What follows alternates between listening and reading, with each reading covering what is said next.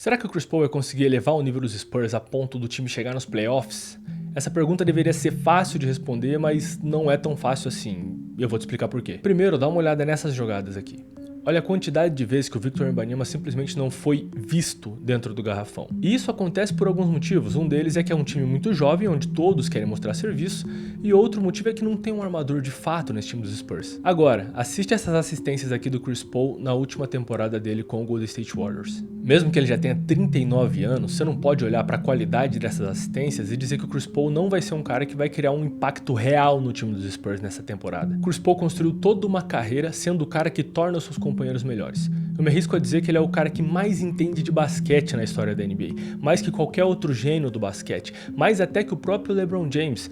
Eu acredito que o LeBron tem mais atributos físicos para conseguir colocar em prática o que ele pensa, mas entender de fato o esporte basquetebol, para mim não existiu ninguém comparado ao Chris Paul. E aí você pega esse jogador e coloca ele do lado do Victor Wembanyama, o cara que é capaz de pegar passes como esse. Sem dúvida esse é o melhor encaixe entre um armador e um big man em muito tempo de liga. A capacidade de criação de jogadas do CP3 somada à ameaça ofensiva que é o Victor Wembanyama, com certeza vai ser o ponto de partida do ataque dos Spurs na temporada. E só de pensar no número de possibilidades que pode nascer de uma jogada tão simples, de um conceito tão simples quanto um corta-luz entre esses dois jogadores, eu já fico ansioso tentando antecipar qual que vai ser o real desempenho da equipe na temporada, qual que vai ser o teto dos Spurs, ou seja, até onde eles podem chegar em 2024, 2025. E não foram uma nem duas pessoas que me perguntaram se eu acho que esse time tem potencial para chegar nos playoffs. E por mais que o meu primeiro pensamento seja dizer não, eu penso nisso aqui. Chris Paul foi trocado para os Clippers em 2011 e levou o time para os playoffs pela primeira vez desde a temporada 2005-2006. Em 2019, depois de ficar 2 temporadas conturbadas naquele Houston Rockets do James Harden, ele foi trocado para o Oklahoma City Thunder, que tinha planos de tancar naquela temporada para conseguir boas escolhas de draft.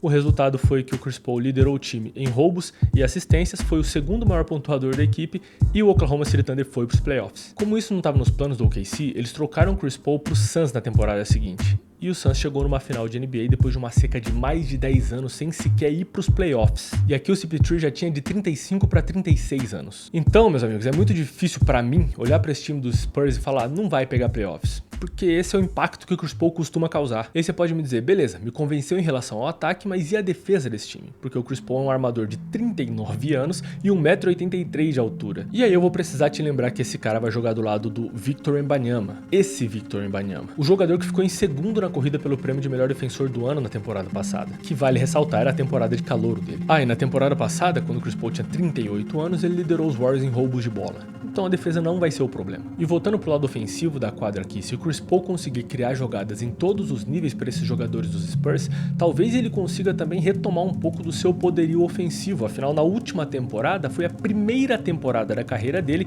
que ele teve menos de 10 pontos de média por partida. E somado a tudo isso que eu falei até aqui, esse time ainda tá nas mãos do Greg Popovich. Eu sou muito suspeito para falar desse cara porque eu simplesmente amo a cultura e a ética de trabalho dele. Então, se eu tiver que responder no seco se existe a possibilidade de esse time chegar nos playoffs, a resposta é sim. Essa possibilidade pode não ser imensa, mas ela existe baseada nos argumentos que eu usei até aqui nesse vídeo. Mas se isso não acontecer nessa temporada, o mínimo que se pode esperar dessa chegada do Chris Paul é uma evolução muito grande, tática, técnica e em relação à maturidade dentro de quadra. Coisa que só um veterano que foi líder e fez diferença por onde passou é capaz de trazer para uma equipe. E isso muitas vezes passa despercebido, mas a gente tem muitos exemplos de mentoria de jogadores veteranos para jogadores jovens dentro da NBA. A evolução do Tyrese Maxey no 76ers, por exemplo, depois da passagem do James Harden é muito notável. Ou até mesmo a evolução do Shai Gilgeous-Alexander depois da passagem do próprio Chris Paul pelo OKC. Enfim, se for para resumir em uma palavra o que a gente pode esperar dos Spurs nessa temporada, essa palavra é amadurecimento.